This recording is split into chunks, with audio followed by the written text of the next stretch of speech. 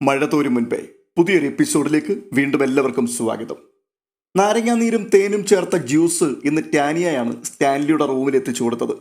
എല്ലാ ദിവസവും അത് തയ്യാറാക്കി കൊടുത്തിരുന്നത് അലീനയായിരുന്നു. അലീനയെ കാണാതിരുന്നപ്പോൾ സ്റ്റാൻലി ടാനിയയോട് ചോദിക്കുകയാണ്, അവളെവിടെ? ചേച്ചി റൂമിലിരിക്കുക പപ്പ. അവൾ വല്ലതും കഴിച്ചോ? ഇല്ല പപ്പ. ബ്രേക്ക്ഫാസ്റ്റ് കഴിക്കാൻ സ്റ്റാൻലി ചെന്നപ്പോൾ അലീന പിന്നീട് കഴിച്ചോളാമെന്ന് പറഞ്ഞ് ഒഴിഞ്ഞു മാറുകയായിരുന്നു. അവൾക്കിന്ന് എന്തു പറ്റി? പപ്പ മറന്നുപോയോ? ബബിതയുടെ അച്ഛനും അമ്മയും വീട്ടുകാരുമൊക്കെ മീറ്റിംഗ് കൂടുന്നത് ഇന്നാണ്. സ്റ്റാൻലി വാസ്തവത്തിൽ അത് മറന്നുപോയിരുന്നു. അലീന ചേച്ചി ഇപ്പോൾ ഭയങ്കര ടെൻഷനില്ല പപ്പ, ഇന്ന് ഉപവാസമാണെന്ന് എന്നോട് പറഞ്ഞു. സ്റ്റാൻലി എല്ലാം മനസ്സിലായി എന്ന മട്ടിൽ തലയാട്ടി. ടാനിയ മുറി വിട്ടുപോയി. ബാലചന്ദ്രമേനോന്റെ ദിവസമാണിത്. സ്റ്റാൻലി ഓർക്കുകയാണ്. ഒരുപക്ഷെ തൻ്റെ പേരും ആ കുടുംബ സദസ്സിൽ പലതവണ പരാമർശിക്കപ്പെട്ടേക്കാം. 24 വർഷം പഴക്കമുള്ള ചില നിഗൂഢതകൾ അനാവരണം ചെയ്യപ്പെടുകയാണിന്ന്. ആ കുടുംബ സദസ്സിന് മുൻപിൽ ബാലചന്ദ്രമേനോൻ രഹസ്യങ്ങളുടെ മറ വെട്ടിപ്പൊളിക്കുമ്പോൾ ആരുടെയെല്ലാം മുഖംമൂടികളാണ് ഉരുകി വീഴുവാൻ പോകുന്നത്? 24 വർഷം അധിക ദൂരെയൊന്നുമല്ല. സുതാര്യമായ ഒരു ഇന്നലെയുടെ തിരശീലയ്ക്കപ്പുറത്ത് ഈറൻ നിലാവിൻ്റെ സാന്ദ്രഭംഗിയിൽ സ്വപ്ന സദൃശ്യമായ രംഗപടങ്ങൾ വീണ്ടും വീണ്ടും കാണാം. പരസ്പരം ആകൃഷ്ടരായ യുവാവും യുവതിയും. അവരിഷ്ടം കൂടുന്നു, കൈകോർത്തു പിടിച്ച് ആൾക്കൂട്ടത്തിനിടയിലൂടെ മുന്നേറുന്നു. പ്രണയസല്ലാഭത്തിൻ്റെ പൂക്കുടന്നകളുമായി ഏകാന്തതയിൽ ചെന്നിരിക്കുന്നു, സ്നേഹിക്കുന്നു. ഇതെല്ലാം പ്രകൃതിയുടെ നിയമമാണ്. യുഗയുഗാന്തരങ്ങളായി സംഭവിച്ചുകൊണ്ടിരിക്കുകയാണിത്. അനേകം കോടി കമിതാക്കൾ മരിച്ചു മണ്ണടിഞ്ഞുപോയി. ഇനിയും അനേക കോടികൾ പ്രണയിച്ചും കലഹിച്ചും മണ്ണോട് മണ്ണ് ചേരാനിരിക്കുന്നു. ഇതിനിടയിൽ ഒരു പ്രണയഭംഗത്തിനും തത്സംബന്ധിയായ ദുരിതങ്ങൾക്കും എന്തു പ്രസക്തി? അതിന്മേൽ നടക്കാൻ പോകുന്ന വിചാരണയും വിധിയും എന്തു ഭീഭത്സം! കൊല്ലപ്പള്ളി കൈതക്കൽ മാളിക വീട്ടിലെ ഏതെങ്കിലും ഒരു മുറിയിൽ അവരെല്ലാം ഇപ്പോൾ ഒത്തുകൂടിയിട്ടുണ്ടാകുമെന്ന് സ്റ്റാൻലി ഊഹിച്ചു. അയാളത് മനക്കണ്ണിൽ കണ്ടു. 5000 10,000 വർഷം മുൻപ് നടന്നിട്ടുണ്ടായേക്കാവുന്ന ഏതോ ഒരു അസംബന്ധ നാടകത്തിന്റെ പുനരാവിഷ്കാരം പോലെ. മനുഷ്യൻ ആ പേരിനർഹമായ വിധം മനുഷ്യനായി ഉയരുവാൻ ഇനിയും എത്രയായിരം സംവത്സരങ്ങൾ വേണ്ടിവരും? സ്ത്രീയും പുരുഷനും അവരുടെ ഹൃദയവികാരങ്ങൾക്ക് അപ്രകാരം സ്നേഹം പങ്കിട്ടതിൻ്റെ പേരിൽ നിന്ദിക്കപ്പെടുകയും ശിക്ഷിക്കപ്പെടുകയും കുറ്റബോധത്താൽ നീറുകയും ചെയ്ത കാലഘട്ടങ്ങൾ മനുഷ്യരാശിയുടെ കറുത്ത അധ്യായങ്ങളാണെന്ന് തിരുത്തി എഴുതുവാൻ ഇനിയും എത്ര യുഗങ്ങൾ താണ്ടണം വിശേഷ ബുദ്ധിയുള്ള ഈ പരിഷ്കൃത മൃഗം? സ്റ്റാൻലി അസ്വസ്ഥനായി എഴുന്നേറ്റു. അയാൾ കോറിഡോറിലൂടെ നടന്നു. അലീനയുടെ വാതിൽ ചാരിയിട്ടിരിക്കുകയായിരുന്നു. അത് സ്റ്റാൻലി പതിയെ തുറന്നു. അലമാരയുടെ പാളികൾ തുറന്നു വെച്ച് അതിൻ്റെ മുൻപിൽ നോക്കി നിൽക്കുകയാണ് അലീന. കാലൊച്ച കേട്ട് അവൾ മുഖം തിരിച്ചു നോക്കി. അവൾ പ്രാർത്ഥനയിലായിരുന്നുവെന്ന് സ്റ്റാൻലിക്ക് മനസ്സിലായി. അവൾ കൈകൾ കൂപ്പി നിൽക്കുകയാണ്. അലമാരയിൽ അവളുടെ യേശു. സ്റ്റാൻലി അവളുടെ അടുത്തേക്ക് ചെന്നു. അലീന പുഞ്ചിരിക്കുവാൻ ശ്രമിച്ചെങ്കിലും അവളുടെ മിഴികളിൽ സങ്കടം പിടഞ്ഞു നീന്തി. ഞാൻ പ്രാർത്ഥിക്കുകയായിരുന്നു അമ്മയ്ക്ക് ധൈര്യം കിട്ടണമെന്ന്. അലീന വിതുമ്പിക്കൊണ്ട് അയാളുടെ തോളിലേക്ക് മുഖമർപ്പിച്ചു. സാരമില്ല, അവിടെ സംഭവിക്കാനുള്ളത് എന്തായാലും സംഭവിക്കും. നീ ഇവിടെ നിന്ന് ടെൻഷൻ അടിച്ചിട്ട് എന്ത് കാര്യമാണുള്ളത്? ഞാനല്ലേ പപ്പ എല്ലാത്തിനും കാരണം? ആണോ? നീയാണോ? നിനക്ക് ചിന്താശേഷിയുണ്ടല്ലോ, ആലോചിച്ചു നോക്ക്. അയാൾ ഇടത് കൈകൊണ്ട് അവളുടെ പുറത്ത് ചുറ്റി ഒന്ന് ചേർത്ത് പിടിച്ചു. അവൾക്ക് സ്വന്തം കുഞ്ഞിനെ തിരിച്ചറിയുവാൻ ദൈവം ഇങ്ങനെയായിരിക്കും ഒരു സാഹചര്യം ഒരുക്കി കൊടുക്കുന്നത്. അങ്ങനെയാണെങ്കിൽ അത് നടക്കട്ടെ. സ്റ്റാൻലിയുടെ സാന്ത്വന വാക്കുകൾ അവൾക്ക് അനൽപമായ ആശ്വാസം പകർന്നു. മൊബൈൽ ഫോണുമായി ടെറസിലേക്ക് പോയ മനുശങ്കർ പെട്ടെന്ന് തന്നെ തിരിച്ചു വരുന്നു. ബബിത അവൻ്റെ മുഖത്തേക്ക് ഉദ്വേഗത്തോടെ നോക്കുകയാണ്. അവൻ പറയുകയാണ്, അലീനയായിരുന്നു, ഇവിടെ എന്താണെന്ന് അറിയാൻ വേണ്ടി വിളിച്ചതാണ്. ബബിത പ്രകമ്പിതയായിരിക്കുകയാണ്. കൂടെ കൂടെ നഖം കടിക്കുന്നുമുണ്ട്. ഓരോ ദീർഘനിശ്വാസങ്ങൾ ഇടയ്ക്കുയരുന്നു. അവൾ ഞെളിവിരിക്കൊണ്ടിട്ടെന്ന പോലെ പറയുകയാണ്, എനിക്ക് വയ്യ മനുവേട്ട ഇത്രയും ടെൻഷൻ താങ്ങാൻ. രോഹിത് ഇടയ്ക്കിടയ്ക്ക് ഹാളിൽ പോയി നോക്കുകയും തിരിച്ചു വരികയും ചെയ്യുന്നുണ്ട്. അവൻ പറയുകയാണ്, അവിടെ എല്ലാവർക്കും ചായ കൊടുക്കുകയാണ്. അപ്പോൾ ബബിത ചോദിക്കുക, അമ്മ എന്തു ചെയ്യുന്നു? അമ്മ അല്പം പിൻവലിഞ്ഞു നിൽക്കുകയാണ്. അമ്മയ്ക്ക് എന്തോ പന്തികേട് തോന്നിയിട്ടുണ്ട്. അത് അച്ഛനെ കൂടെ കണ്ടതുകൊണ്ടായിരിക്കും. മനുശങ്കറിന്റെ മുറിയിലാണ് 3 പേരും. രോഹിത് വീണ്ടും പുറത്തേക്ക് പോയി. 2-3 മിനിറ്റ് കഴിഞ്ഞപ്പോൾ പിന്നെയും തിരിച്ചു വന്നു. എല്ലാവരെയും വിളിക്കുന്നു, അങ്ങോട്ട് ചെല്ലാൻ പറഞ്ഞു. അവർ ഉദ്വേഗഭരിതരായി. ബബിത അപ്പോൾ നെഞ്ചിൽ കൈവച്ചുകൊണ്ട് പറയുകയാണ്, ഈശ്വര കാത്തോണേ. അവർ ഹാളിലേക്ക് ചെന്നു. അപ്പോഴേക്കും അതിഥികളിൽ മിക്കവരും ഹാളിലെ കസേരകളിലും സോഫയിലും മറ്റുമായി ഇരിപ്പുറപ്പിച്ചു കഴിഞ്ഞു. ഡൈനിങ് റൂമിലെയും സിറ്റൗട്ടിലെയും കസേരകൾ കൂടി ഹാളിലേക്ക് എടുത്തിട്ടിട്ടുണ്ട്. എന്നിട്ടും കമലയ്ക്കും ബബിതയ്ക്കും രഞ്ജിനിക്കും കൃഷ്ണജയ്ക്കും ഒന്നും ഇരിക്കാൻ ഇരിപ്പിടമുണ്ടായിരുന്നില്ല. വൈജയന്തിക്ക് വേണ്ടി ഒരു കസേര ഒഴിച്ചിട്ടിരുന്നു. അതിന് സമീപം ചെന്ന് ചുമരിൽ ചാരി ബബിത നിലകൊണ്ടു. മനുശങ്കറും രോഹിത്തും ഹരിശങ്കറും എല്ലാം ജനൽപ്പടിയിലിരുന്നു. കോട്ടഗിരിയിൽ നിന്ന് വന്ന മാലതി സോഫയിൽ ഞെരുങ്ങിയിരുന്ന് ഇടയുണ്ടാക്കി. കമലയെ കൂടി ഇരിക്കുവാൻ വിളിച്ചു. കമല കണ്ണടച്ചു കാണിച്ചു. വൈജയന്തി ഊണുമുറിയുടെ വാതുക്കൽ കമലയുടെ സമീപം നിൽക്കുകയായിരുന്നു. അപ്പോൾ ബാലചന്ദ്രമേനോൻ പറയുകയാണ്, ശിവേട്ടാ, അമ്മയെ കൂടെ വിളിച്ചുകൊണ്ടുവന്ന് ഇവിടെ ഇരുത്ത്. ശിവശങ്കരമേനോൻ കണ്ണ് കാണിച്ചപ്പോൾ മനുശങ്കറും രോഹിത്തും കൂടി പോയി സൗദാമിനി അമ്മയെ താങ്ങി പിടിച്ചു കൊണ്ടുവന്നു. രഞ്ജിനി എവിടെ നിന്നോ ഒരു പ്ലാസ്റ്റിക് കസേര എടുത്തുകൊണ്ടുവന്നു. അതിന്മേൽ സൗദാമിനി അമ്മയെ ഇരുത്തി. ജയന്തി എന്താ മാറി നിൽക്കുന്നത്? ഇവിടെ വന്നിരിക്ക്, ഗംഗാധരമേനോൻ പറയുകയാണ്. ഞാൻ ഇവിടെ നിന്നാൽ എന്താ? അത് പറ്റില്ല, ആ വാതിൽ അടയ്ക്കണം. വൈജയന്തി വാതിൽ കടന്ന് അകത്തേക്ക് കയറി. ആ കസേരയിലോട്ടിരിക്ക്. ഞാനിവിടെ നിന്നോളാം ഗംഗേട്ടാ, എനിക്കിതാ സൗകര്യം. ബബിതയുടെ സമീപം വൈജയന്തി നിലയുറപ്പിച്ചു. ബാലേട്ടനെതിരെ താൻ ഫാമിലി കോർട്ടിൽ നടത്തിക്കൊണ്ടിരിക്കുന്ന വിവാഹമോചന കേസായിരിക്കും ഈ യോഗത്തിലെ പ്രധാന ചർച്ചാ വിഷയമെന്ന് വൈജയന്തി ഇതിനകം ഊഹിച്ചെടുത്തു കഴിഞ്ഞിരുന്നു. പക്ഷെ എന്തിനാണ് അടുത്ത ബന്ധുക്കളെയെല്ലാം വിളിച്ചു കൂട്ടിയിരിക്കുന്നത് എന്ന് മാത്രം അവൾക്ക് മനസ്സിലായില്ല. ഒരുപക്ഷെ കേസ് ഇവിടെ വച്ച് തന്നെ ഒത്തുതീർപ്പാക്കാനായിരിക്കും എന്ന് തോന്നി. കേസ് പിൻവലിക്കുവാൻ തന്റെ മേൽ കടുത്ത സമ്മർദ്ദമുണ്ടായേക്കാം. ഗംഗേട്ടന്റെ ഉത്സാഹത്തിലായിരിക്കും ഈ കാര്യങ്ങളെല്ലാം നടത്തിക്കൊണ്ടു പോകുന്നതെന്നും വൈജയന്തി വിചാരിച്ചു. സകലതിനെയും പ്രതിരോധിക്കാൻ എന്നതുപോലെ വൈജയന്തി മാറിൽ കൈകെട്ടി ഭിത്തിയിലേക്ക് പുറം ചാരി നിന്നു. വൈജയന്തിയുടെ കസേര ഒഴിഞ്ഞു തന്നെ കിടക്കുകയാണ്. വെളിയിൽ ചെറിയ ചാറ്റ മഴയുള്ളത് കണ്ണാടി ജാലകത്തിലൂടെ കാണാമായിരുന്നു. തിരുവനന്തപുരത്തു നിന്ന് വന്ന ശ്രീകുമാർ ചോദിക്കുകയാണ്, ഇതെന്തിനാണ് ഇവിടെ എല്ലാവരെയും വിളിച്ചു കൂട്ടിയിരിക്കുന്നതെന്ന് ആരും ഇതുവരെ പറഞ്ഞില്ലല്ലോ. രാവുണ്ണിമേനോന്റെ മക്കളിൽ ഇളയവനാണ് ശ്രീകുമാർ. അതിന് മറുപടി പറഞ്ഞത് ശിവശങ്കരമേനോനാണ്. അയാൾ പറയുകയാണ്, ബാലചന്ദ്രൻ ആവശ്യപ്പെട്ടിട്ടാണ് ഇവിടിപ്പോൾ ഇങ്ങനെയൊരു ഒത്തുകൂടൽ വേണ്ടി വന്നത്. അത്രയും കേട്ടതോടെ എല്ലാവരുടെയും ശ്രദ്ധ ബാലചന്ദ്രമേനോനിലായി. ഉടനെ തന്നെ അയാൾ കണ്ണടയെടുത്ത് കയ്യിൽ പിടിച്ചുകൊണ്ട് പ്രത്യേകിച്ച് ആരെയും നോക്കാതെ ശരിയാണ് എന്നും പറഞ്ഞു. എനിക്ക് ചില കാര്യങ്ങൾ നിങ്ങളോട് പറയാനുണ്ട്. വളരെ മുൻപേ പറയേണ്ടതായിരുന്നു, പക്ഷേ ഇപ്പോഴാണ് സമയവും സന്ദർഭവും ഒത്തുവന്നത്. മനുശങ്കറും ബബിതയും രോഹിത്തും ബാലചന്ദ്രമേനോന്റെ മുഖത്തേക്ക് നോക്കി വീർപ്പടക്കി നിൽക്കുകയാണ്.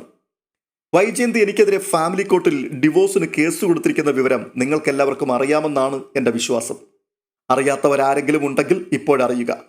ഞങ്ങളുടെ വിവാഹത്തിൽ സംബന്ധിച്ചവരാണ് ഇവിടെ കൂടിയിരിക്കുന്നവരിൽ അധികം പേരും. ബാലചന്ദ്രമേനോനാണ് ഈ കുടുംബയോഗത്തിന്റെ സൂത്രധാരനെന്നും സ്വന്തം ഭാഗം ന്യായീകരിക്കുകയാണ് ലക്ഷ്യമെന്നും കണ്ടതോടെ വൈജയന്തി യുദ്ധസന്നദ്ധയായി. ഇടയിൽ കയറി പെട്ടെന്ന് വൈജയന്തി പറയുകയാണ്, എന്തുകൊണ്ടാണ് ഞാൻ ഡിവോഴ്സിന് പോയതെന്നുകൂടി എല്ലാവരും അറിയണം. ഉടനെ ബാലചന്ദ്രമേനോൻ പറയുകയാണ്, നീ ഇപ്പോൾ സംസാരിക്കരുത്. നിനക്ക് സംസാരിക്കാൻ അവസരം കിട്ടും, അപ്പോൾ സംസാരിക്കാതിരിക്കുകയും അരുത്. അനന്തരം ബാലചന്ദ്രമേനോൻ മറ്റുള്ളവരെ നോക്കി. നിങ്ങൾക്കെല്ലാവർക്കും അറിയാം, 22.5 വർഷം മുൻപായിരുന്നു ഞങ്ങൾ തമ്മിലുള്ള വിവാഹം. ഞാൻ മുൻകൈയെടുത്ത് ഇങ്ങോട്ട് ആലോചിച്ചു വന്ന കല്യാണമായിരുന്നു. എങ്കിലും ഞാൻ നിർബന്ധിച്ചതുകൊണ്ടോ എൻ്റെ മാത്രം താല്പര്യത്തിലോ അല്ല ഈ കല്യാണം നടന്നത്. അങ്ങനെ ഒരാളുടെ മാത്രം താല്പര്യത്തിൽ കല്യാണം നടത്താനും സാധ്യമല്ലെന്ന് നിങ്ങൾക്കെല്ലാവർക്കും അറിയാം. വൈജയന്തിയെ കല്യാണം കഴിക്കുന്നതിൽ എനിക്കുണ്ടായിരുന്ന ഏക താല്പര്യം ഞാൻ എൻ്റെ ചെറിയ പ്രായത്തിൽ തന്നെ അവളെ ഇഷ്ടപ്പെട്ടിരുന്നു എന്നതാണ്. അതൊക്കെ ഇവിടെ പലർക്കും അറിയാവുന്ന കഥയായതുകൊണ്ട് ആവർത്തിക്കുന്നില്ല. സോഫകളിലും കസേരകളിലും ഇരുന്ന ചിലർ അതെന്ത് കഥ എന്ന മട്ടിൽ പരസ്പരം നോക്കി. വിവാഹം കഴിഞ്ഞ ശേഷം ജയന്തി എന്നോട് ആദ്യമായി പറഞ്ഞൊരു കാര്യം അവൾക്ക് ഈ കല്യാണത്തിൽ യാതൊരു താല്പര്യവുമില്ലായിരുന്നു എന്നാണ്. താലി കെട്ടിക്കഴിഞ്ഞ ശേഷം ഒരു ഭാര്യ ഭർത്താവിനോട് അങ്ങനെ പറയാൻ പാടില്ലാത്തതാണ്. പക്ഷെ പിന്നീടും പല തവണ അവൾ അത് ആവർത്തിച്ചു. അങ്ങനെ പറയുന്നതിൽ അവൾക്കൊരു സുഖമുണ്ടെന്ന് എനിക്കും തോന്നിയിട്ടുണ്ട്. പെട്ടെന്ന് രാമപുരത്തു നിന്ന് വന്ന ശ്രീധരമേനോൻ വൈജയന്തിയുടെ കൊച്ചച്ഛനാണ്. അയാൾ ചോദിക്കുകയാണ്, കൈ നിവർത്തി അവളുടെ ചെവിക്കുറ്റിക്കൊരെണ്ണം കൊടുക്കാമായിരുന്നില്ലേ നിനക്ക്? അവൾക്ക് താല്പര്യമില്ലായിരുന്നു എന്നുള്ളതാണ് സത്യം. അടി കൊടുത്താൽ താല്പര്യമുണ്ടാവുമോ? എന്നെ വിവാഹം കഴിക്കാൻ സമ്മതിച്ചതും എൻ്റെ ഭാര്യയായിട്ട് ജീവിക്കുന്നതും എന്നോട് കാട്ടുന്ന വലിയ സൗജന്യമായിട്ടാണ് അവൾ കരുതിപ്പോകുന്നത്. കഴിഞ്ഞ 22 വർഷവും അങ്ങനെ തന്നെയായിരുന്നു. പഴയ തലമുറയിലെ ആശ്രിതരോ അവരുടെ മക്കളോ ഒക്കെ വരുമ്പോൾ അടുക്കളത്തിണ്ണയിൽ ഭക്ഷണം കൊടുക്കുന്ന ഒരു ഏർപ്പാടുണ്ടല്ലോ, അതുപോലൊരു ഔദാര്യം. എൻ്റെ അച്ഛനും മുത്തച്ഛനും ഒരു കാലത്ത് ഈ തറവാട്ടിൽ ആശ്രിതരായിരുന്നിട്ടുണ്ട്. അതുകൊണ്ട് തന്നെ ഒരഹന്തയും തന്നിഷ്ടവും ഞാൻ കഴിഞ്ഞ 22 വർഷവും വകവെച്ചു കൊടുത്തിട്ടുമുണ്ട്. അതവരുടെ പ്രകൃതമാണ് എന്ന് ഞാൻ ധരിച്ചു. ബാലചന്ദ്രമേനോൻ ഒന്ന് നിർത്തി. ആ ഒരു ഗ്യാപ്പിൽ ശ്രീധരമേനോൻ പറയുകയാണ്, ജയന്തി താൻ പോരുമക്കാരിയാണെന്ന് ഞങ്ങൾക്കെല്ലാവർക്കും അറിയാം. പക്ഷെ 22 വർഷം നിങ്ങൾ ഒരുമിച്ച് ജീവിച്ചില്ലേ? 3 മക്കളും ഉണ്ടായില്ലേ? അവൾക്ക് വയസ്സ് 50 അടുത്തു. ഇനിയിപ്പോൾ അവളുടെ പ്രകൃതത്തിന് മാറ്റം വരുത്താൻ സാധിക്കുമോ? വിട്ടുകൊടുക്കുന്ന പ്രകൃതമാണ് നിന്റേതെങ്കിൽ തുടർന്നും അത് അങ്ങനെ തന്നെ പോകുന്നതല്ലേ നല്ലത്. രണ്ടിലേതിന് മാറ്റം വരുത്തുവാൻ ശ്രമിച്ചാലും അത് പ്രശ്നമാവും. അതിന് മറുപടിയായി ബാലചന്ദ്രമേനോൻ പറയുകയാണ്, ജയന്തിയുടെ സ്വഭാവത്തിന് മാറ്റം വരുത്തുവാൻ ഞാൻ നിർബന്ധിച്ചിട്ടില്ല. എൻ്റെ സ്വഭാവത്തിന് എന്തെങ്കിലും മാറ്റം വന്നു പോയിട്ടുണ്ടെങ്കിൽ അവൾ തന്നെയാണ് അതിൻ്റെ ഉത്തരവാദിയും. പെട്ടെന്ന് വൈജയന്തി നിവർന്നു നിന്നു. എന്നിട്ട് ചോദിക്കുകയാണ്, ഞാൻ എന്ത് ചെയ്തെന്നാ? എന്റെ കുടുംബക്കാരെ എല്ലാം വിളിച്ചുകൂട്ടി എന്നെ കരിവാരി തേച്ച് കാണിക്കാനാണെങ്കിൽ ഞാനത് സമ്മതിക്കില്ല. നിങ്ങളുടെ സ്വഭാവത്തിന് മാറ്റം വരാൻ വേണ്ടി ഞാൻ ഒന്നും ചെയ്തിട്ടില്ല. നിങ്ങൾ തന്നെയാണ് ചെയ്തത്. അതെന്താണെന്ന് ഗംഗേട്ടനും ശിവേട്ടനും ഒക്കെ അറിയാം. മാത്രവുമല്ല, എപ്പോൾ മുതലാണ് നിങ്ങളുടെ സ്വഭാവത്തിൽ മാറ്റം വന്നു തുടങ്ങിയതെന്ന് ഈ തറവാട്ടിലെ ഓരോരുത്തർക്കും അറിയാം. വൈജയന്തി വീറോടെ നിൽക്കുകയാണ്. അപ്പോൾ വൈജയന്തിയുടെ അമ്മാവനായ ഗോപിനാഥ മേനോൻ ചോദിക്കുകയാണ്, എപ്പോൾ മുതലാണത്? കഴിഞ്ഞ വർഷം അമ്മയെ നോക്കുവാൻ അന്നൊരു വീട്ടുവേലക്കാരി വന്നു കടപ്പാട്ടൂരിൽ. ചെറുപ്പക്കാരിയാണ്. അവളെ കണ്ട ശേഷം ഇങ്ങരുടെ സ്വഭാവം മാറി. പിന്നെ അവൾ മതി. അവൾ വിളമ്പിക്കൊടുക്കണം, അവൾ കിടക്ക വിരിക്കണം, അവൾ മരുന്നെടുത്തു കൊടുക്കണം, അവൾ ശുശ്രൂഷിക്കണം. ലോകത്തെ ഏതെങ്കിലും ഒരു ഭാര്യ ഇത് അംഗീകരിച്ചു കൊടുക്കുമോ?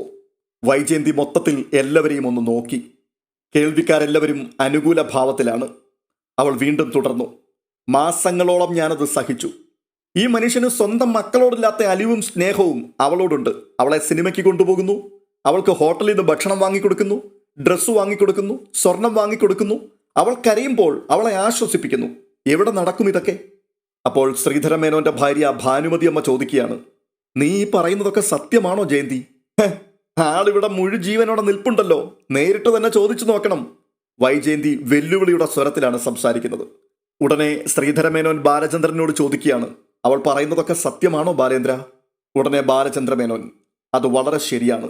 ഇപ്പോൾ തന്റെ കളത്തിലാണ് പന്തെന്ന് വൈജയന്തിക്ക് വ്യക്തമായി. ഉടനെ അവർ വീണ്ടും പറയുകയാണ്, അതുമാത്രമല്ല കൊച്ചച്ച, ബാലേട്ടൻ വീട്ടിൽ തന്നെ ഒരു സെപ്പറേഷൻ നടത്തി. ഒറ്റയ്ക്കായി താമസം.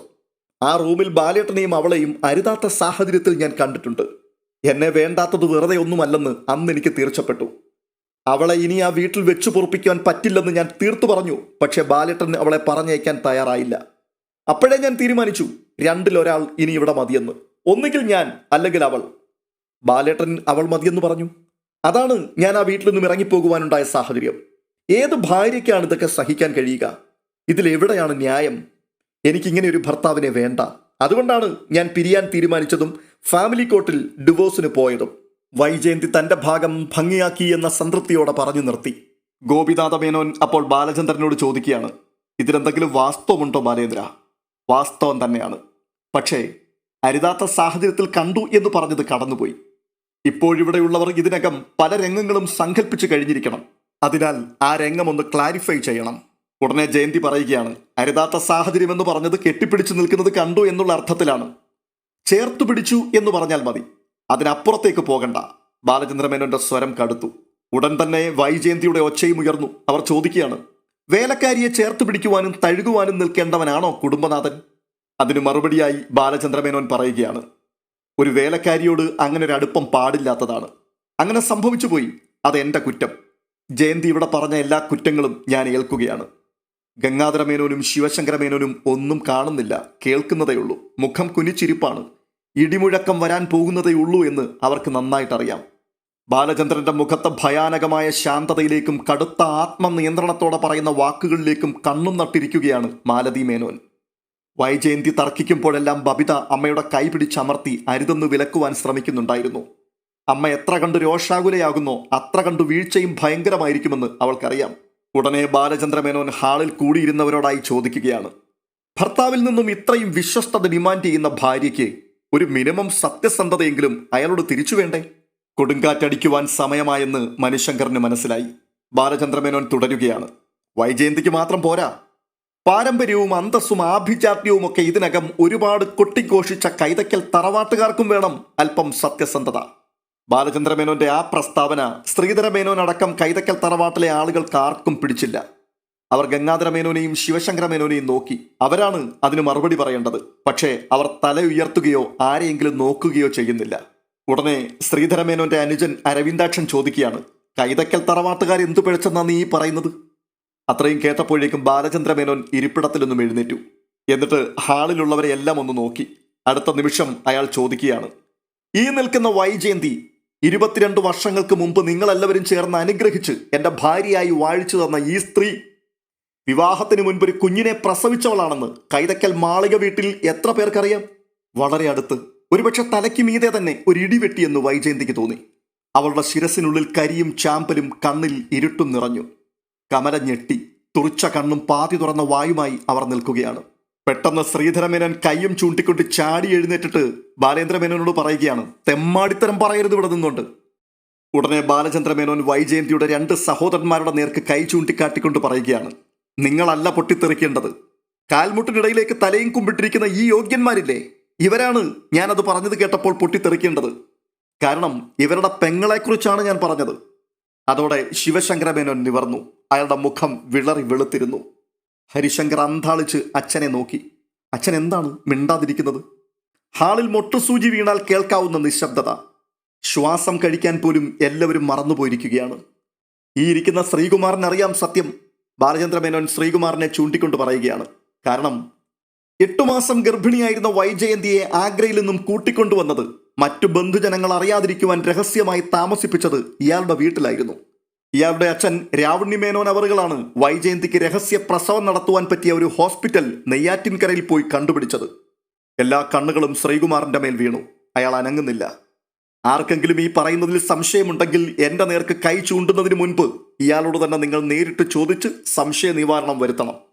ഇവൾ, ഈ നിൽക്കുന്ന പതിവ്രത, 22 വർഷക്കാലം ഭർത്താവുദ്യോഗം എന്ന കുരങ്ങുവേഷം കെട്ടിച്ച് എന്നെ സുന്ദരമായി പറ്റിച്ച ഈ മഹതി, ആഗ്രയ്ക്കടുത്ത് സഞ്ജയ് പ്ലേസ് എന്നൊരു സ്ഥലത്തൊരു വാടക വീട്ടിൽ മറ്റൊരു പുരുഷനൊപ്പം കിടക്ക പങ്കിട്ടുകൊണ്ട് ഏതാണ്ട് 4 മാസം ജീവിച്ചിട്ടുണ്ടെന്ന് പറഞ്ഞാൽ നിങ്ങൾ ആരെങ്കിലും വിശ്വസിക്കുമോ? ഇത്തവണ ആരുടെയും ചെറുവിരൽ പോലും അനങ്ങിയില്ല. ബാലചന്ദ്രമേനോൻ തുടരുകയാണ്. ആഗ്രയിലെ സെന്റ് ക്ലെയർ സ്കൂളിൽ ടീച്ചറായിരുന്ന പെങ്ങളെ തേടി ഈ ഇരിക്കുന്ന ജ്യേഷ്ഠനും അനുജനും കൂടി ചെല്ലുമ്പോൾ ജോലി രാജിവെച്ചൊരു പട്ടാളക്കാരന്റെ കൂടെ അവന്റെ കുഞ്ഞിനെയും ഗർഭം ധരിച്ച് മാതൃകാ ദാമ്പത്യം നയിക്കുകയായിരുന്നു അന്തസ്സുള്ള കൈതക്കൽ തറവാട്ടിൽ പിറന്ന ഈ കുലീന സ്ത്രീ. ആ പട്ടാളക്കാരന്റെ പേരെന്താണെന്ന് നിങ്ങൾ പറയണം മിസ്റ്റർ ഗംഗാധരമേനോൻ. നിങ്ങളുടെ സബോർഡിനേറ്റർ ആയിരുന്നല്ലോ അയാൾ. അപമാനത്തിന്റെ വഴുവഴുപ്പിൽ ചത്തതുപോലെ കിടന്ന ഗംഗാധരമേനോന്റെ നാവ് മറുപടി പറയുവാൻ പൊന്തിയില്ല. ജ്യേഷ്ഠൻ മേനോനും അനുജൻ മേനോനും നാണമാകുന്നുണ്ടെങ്കിൽ ഞാൻ തന്നെ പറയാം. ലഫ്റ്റനന്റ് കേണലായി റിട്ടയർ ചെയ്ത സ്റ്റാൻലി ജോസഫ്. പുനലൂർ കൊട്ടാരമറ്റത്തിൽ ഔതക്കുട്ടി മകൻ സ്റ്റാൻലി ജോസഫ് എന്ന പേര് കേട്ടാൽ അന്നനാളം മുതൽ ആമാശയത്തിന്റെ അങ്ങേയറ്റം വരെ കഴിക്കുമായിരുന്നു ഒരു കാലത്ത് കൈതക്കൽ മാളിക വീട്ടിലെ കുഞ്ഞിരാമൻ മേനോനും ആൺമക്കൾക്കും. സംശയനിവർത്തി വരുത്തേണ്ടവർക്ക് അയാളെയും ചെന്ന് കാണാം. കുളത്തുപുഴ എന്ന സ്ഥലത്ത് അയാൾ ഇപ്പോഴും ജീവിച്ചിരിപ്പുണ്ട്. കൃഷ്ണജ ശ്വാസമെടുത്ത് ബബിതയെയും രോഹിത്തിനെയും നോക്കി. പിന്നെ അവളുടെ അമ്മയെയും. സ്റ്റാൻലി പപ്പയെക്കുറിച്ച് ഒരിക്കൽ ബബിത പറഞ്ഞപ്പോൾ, നമ്മുടെ അമ്മയും ആഗ്രയിലായിരുന്നല്ലോ എന്നും സ്റ്റാൻലി പപ്പ സ്നേഹിച്ച പെണ്ണിനി നമ്മുടെ അമ്മയെങ്ങാനമാണോ എന്നും കളിതമാശയായി താൻ ചോദിച്ചതോർത്ത് അവൾ കുളിർന്നു വിറച്ചു. ബബിതേച്ചി അമ്മയുടെ മുഖത്തേക്ക് ദയനീയമായി നോക്കിക്കൊണ്ടിരിക്കുന്നത് അവൾ കണ്ടു. രോഹിയേട്ടന്റെ നോട്ടം അച്ഛനിലാണ്. മനുവേട്ടൻ ആരുടെയും മുഖത്ത് നോക്കാതെ നിൽക്കുകയാണ്.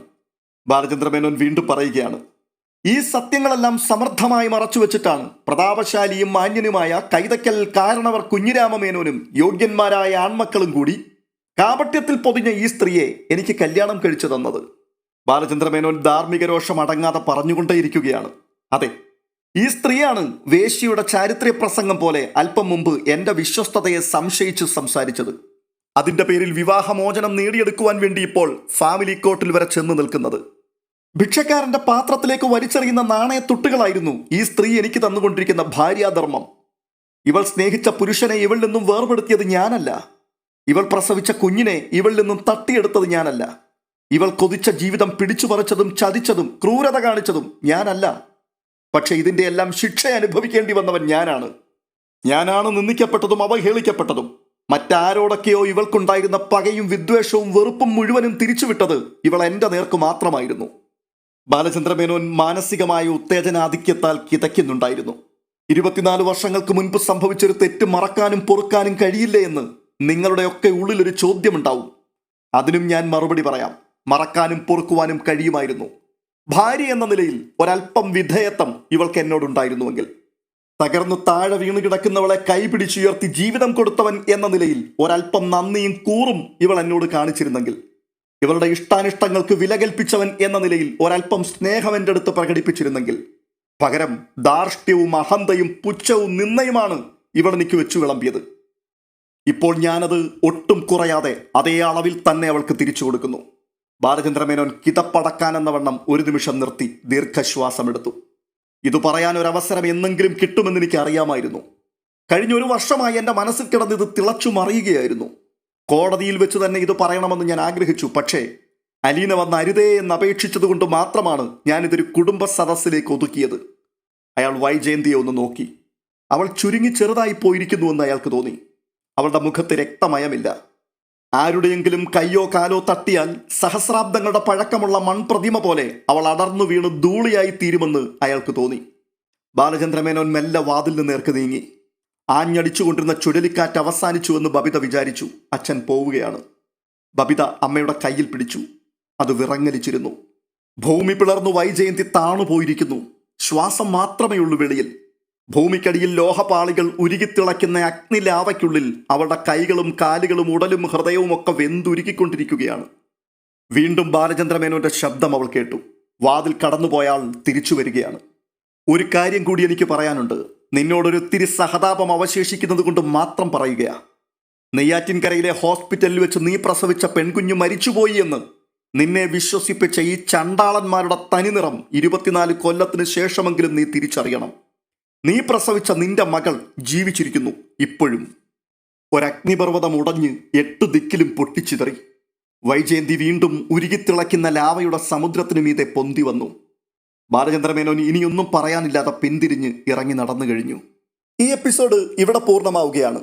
അടുത്ത വീഡിയോയുമായി വീണ്ടും കാണാം. ഈ വീഡിയോ നിങ്ങൾക്ക് ഇഷ്ടപ്പെട്ടിട്ടുണ്ടെങ്കിൽ തീർച്ചയായിട്ടും ലൈക്ക് ചെയ്യുവാനും ഹൈപ്പ് ചെയ്യുവാനും നിങ്ങളുടെ അഭിപ്രായങ്ങൾ കമന്റ് ബോക്സുകളിൽ വാരി നിറയ്ക്കുവാനും മറക്കരുത്.